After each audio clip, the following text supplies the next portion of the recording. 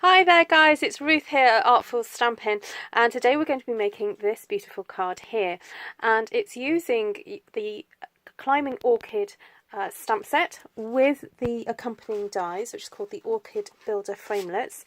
They're available as a bundle at the moment, so you can get 10% off when you buy them together. That's not going to be so past the end of May, because they are going to be in the new catalogue, but they're not going to be available as a bundle. So if you want to save some money, then do purchase it now. So I love the way that these orchids kind of lend themselves to a kind of Asian theme, and I paired it together with this lovely bamboo image here from the Artistically Asian set. So, the other framelets I used were these ones here, the Mayflowers ones, for this lovely yellow flower as well. Right, so now we will get started.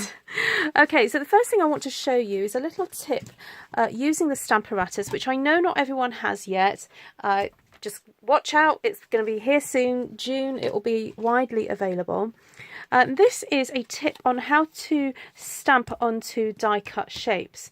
Now, I know that you can very easily cut out a shape, stamp a shape and then cut it out using your Big Shot.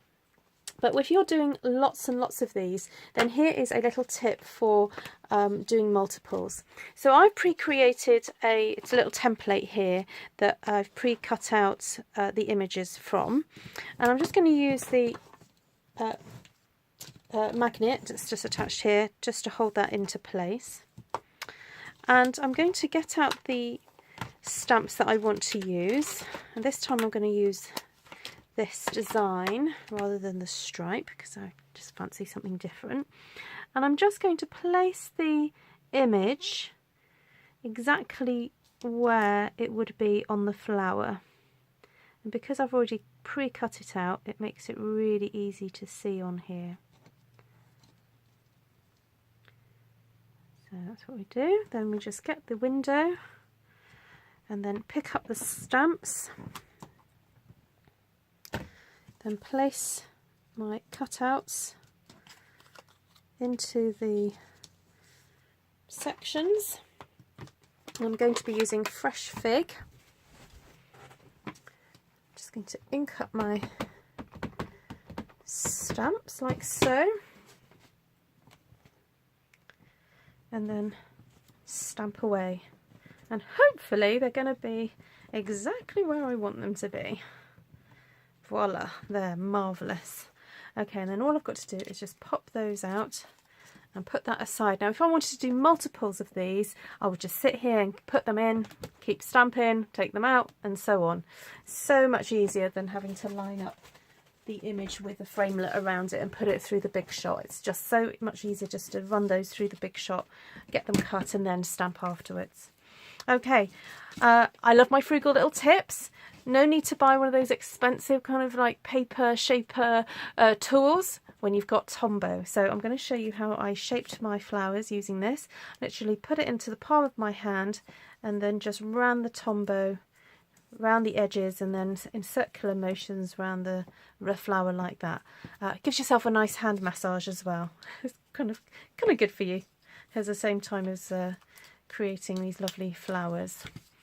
So that's all I do to shape that one. Now obviously this one is a little bit bigger, so a little bit trickier, but nevertheless quite easy to achieve that effect. Right, so then I have this lovely piece of cardstock, designer series paper from a stack. I'll find the name of it right now. It's the Colour Theory Designer Series paper stack, and it's here, and it has some beautiful backgrounds. And as usual with Stampin' Up papers, you've got both sides that you can kind of choose which one you prefer. And I quite like this kind of very kind of aged kind of look. So then the original card I did stamp with black ink, but I think while I've got my Fresh Fig here, I may as well just go ahead and stamp it with that. So I want the bamboo to kind of poke up out the top there, and then also at the base there. And I'm not too worried about this section here, it's all going to be covered by the flowers. which I'm going to stick using some dimensionals.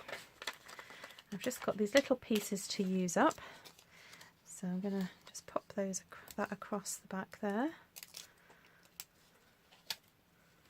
Pop that into place, and then a little bit on there, and that there. So I pre-cut some pieces of basic grey cardstock and also smoky slate here. So smoky slate is the base of the card that I'm going to be using, and basic grey is going to be my matting layer that I'm just going to put in the middle.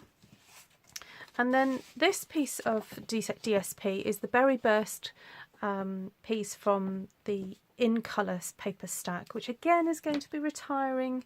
I know I keep saying that a lot of my videos lately, but that's because every year Stampin' Up have to say goodbye to some products, so it's last chance, get them while you can, because when they're gone, and then you have to pay eBay prices, which are sometimes a little bit more than the catalogue prices. So I'm just going to stick that right in the middle there. This piece, this square measures, will tell you, just over 8 by 8 centimetres, or 3 1/4 inches by 3 1/4 inches. And the reason I've done that is because it's easier to stick once and then cut once, rather than cut twice and then stick twice. So that's how I created my 2 separate pieces that I'm going to be sticking just on the back there, like that, as my background. And then my flower as well, I'm going to be cutting that in half as well, because I don't need to use all of it. That's just going to be poking behind there. So here's the original card. I'm just going to copy my placement, because I spent a bit of time kind of getting the placement how I liked it. Now before I do that, I just want to put a little bit of colour onto my smoky slate base. So I'm just going to run a sponge very lightly around the edges. And then the other thing I want to do is stamp these Chinese characters here. So I've actually Googled what the different ones meant, and I've written on them. So that one means faith and that one means friendship. So that if you do want to be more specific about which one you've chosen, it's nice to kind of know what they say. And actually I think I've even written on the back there as well. So I'm just going to stamp a couple of times using this stamp there. And close that up. And then I'm going to start sticking it all together. So the first thing to do is to stick this section here and pop that down.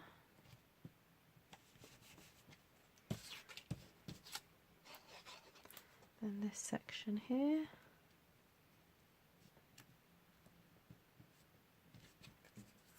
And then just put a little bit of Tombow right down the edge of that flower and pop it in there. It's all going to be hidden in a moment, so there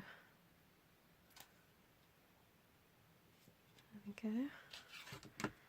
And then this one, I'm just going to stick the yellow section with all the flowers onto there, and I'm going to use some dimensionals just to make the colour pop.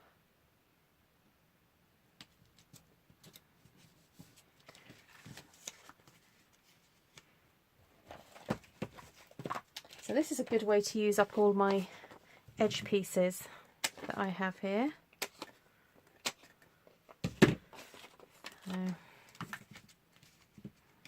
For nice long sections like this, it's quite good fun to use these up.